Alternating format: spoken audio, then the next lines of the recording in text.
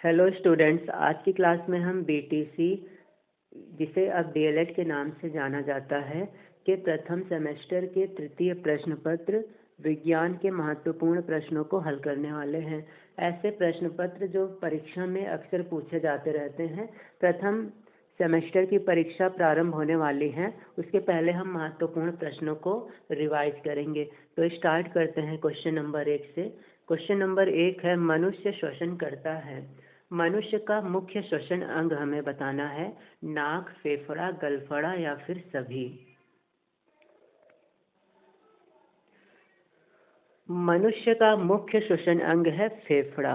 मनुष्य फेफड़े की सहायता से श्वसन करता है। प्रकाश संश्लेषण का उत्पाद क्या है?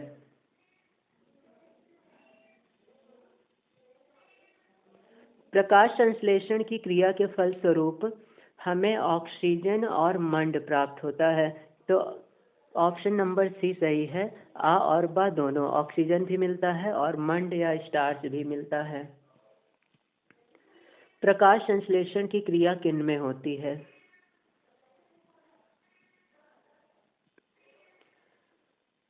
प्रकाश संश्लेषण की क्रिया पौधों में होती है, क्योंकि इनमें क्लोरोफिल पाया जाता है जो सूर्य के प्रकाश को अवशोषित करता है। बल का मात्रक क्या है? न्यूटन के दूसरे नियम से हम जानते हैं F बराबर होता है ma। यम है द्रव्यमान और a है त्वरण। यम का मात्रक होता है द्रव्यमान का मात्रक किलोग्राम और त्वरण का मात्रक होता है मीटर पर सेकंड स्क्वायर। तो इस आधार पे बल का मात्रक होगा किलोग्राम मीटर पर सेकंड स्क्वायर, जिसे हम न्यूटन भी कहते हैं। तो सही आंसर है ऑप्शन ए, न्यूटन। विटामिन शब्द का सर्वप्रथम प्रयोग किसने किया था? विटामिन शब्द का सर्वप्रथम प्रयोग फंक ने किया था। सही जवाब है ऑप्शन ए, फंक। हमारे शरीर की सबसे बड़ी हड्डी कौन सी होती है?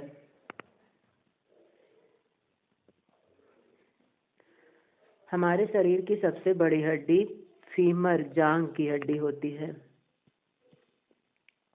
निम्नलिखित में से परजीवी पौधा कौन सा है?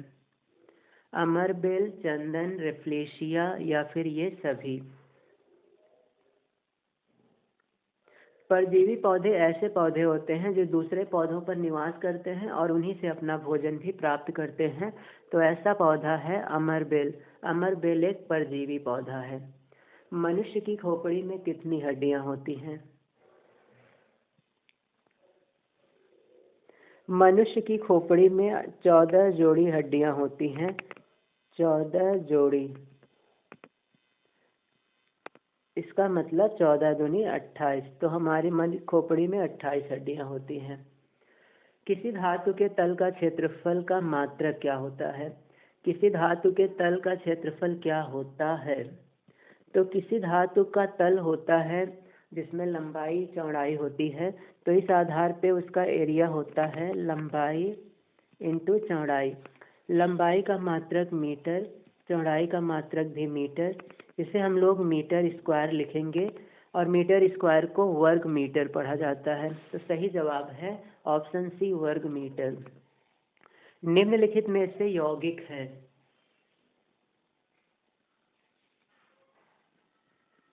इनमें से जल यौगिक है। सही जवाब है ऑप्शन ए, जल। जल यौगिक है। सोना एक धातु है। पीतल मिश्र धातु है। जिस पीतल तांबा और जिंक को मिलाने से प्राप्त होता है। और चांदी भी एक धातु है, तो इन्हें भी हम याद रखेंगे। कोण का मात्रक क्या होता है? कोण का मात्रक होता है डिग्री या फिर रेडियन। सही जवाब है ऑप्शन डी, रेडियन। इसके साथ हम लोग डिग्री भी याद रखेंगे। कोण का मात्रक डिग्री भी होता है। मोल है पदार्थ की मात्रा का मात्रक। पदार्थ की मात्रा।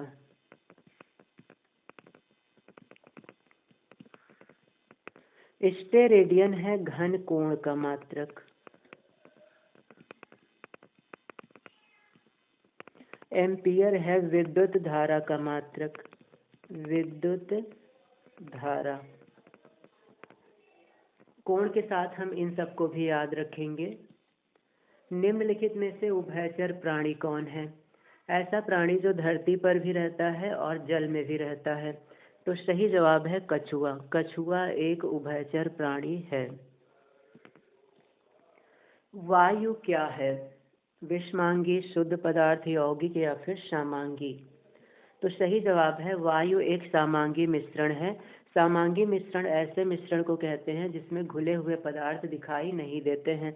वायु में बहुत सारी गैसें मिली होती हैं जो हमें अलग अलग दिखाई नहीं देती हैं।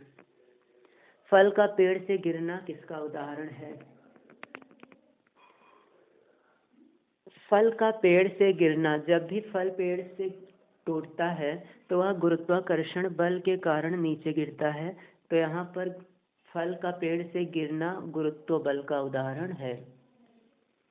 दांतों की कठोरता किसके कारण होती है? हमारे दांतों की सबसे ऊपरी परत क्या होती है? हमारे दांतों की सबसे बाहरी परत जो कठोर होती है उसे हम इनामेल कहते हैं और यह सबसे कठोर होता है हमारे शरीर में। टच मी नॉट किसे कहते हैं? छुई मुई के पौधे को टच मी नॉट कहते हैं क्योंकि जैसे ही हम इसे छूते हैं वह मुरझा जाती है। पत्ती द्वारा जनन किस पौधे में होता है? अजूबा, बबूल, कला, आम? सही जवाब है अजूबा। अजूबा में पत्ती के द्वारा जनन होता है। पत्ती में ही धीरे धीरे जड़ और फिर नया पेड़ निकल आता है। पित्तरस का निर्माण कहाँ होता है? पित्तरस का निर्माण यकृत में होता है। ऑप्शन बी सही है। पित्तरस का निर्माण यकृत में होता है, लेकिन यह संग्रह पित्ताशय में होता है। तो इसका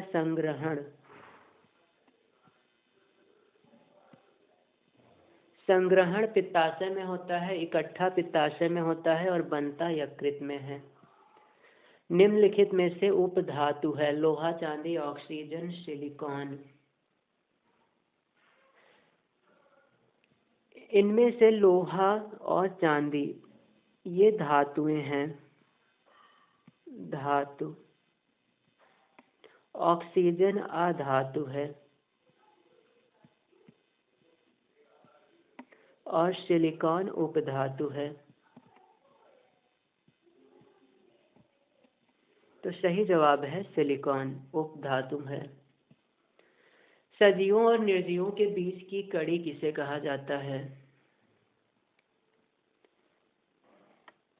विषाणुओं को सजीवों या फिर निर्जीवों के बीच की कड़ी कहा जाता है क्योंकि इसमें केंद्रक नहीं होता है और जब ये किसी जीव में प्रवेश करता है तो उसके केंद्रक का उपयोग करके अपनी संख्या को बढ़ाता है। तो सही जवाब है विषाणु। आज की क्लास को हम यहीं पर समाप्त करते हैं। अगली क्लास में चतुर्थ प्रश्न पत्र के क्वेश्चंस को हम हल करेंगे। तब तक अच्छे से तैयारी करते रहें।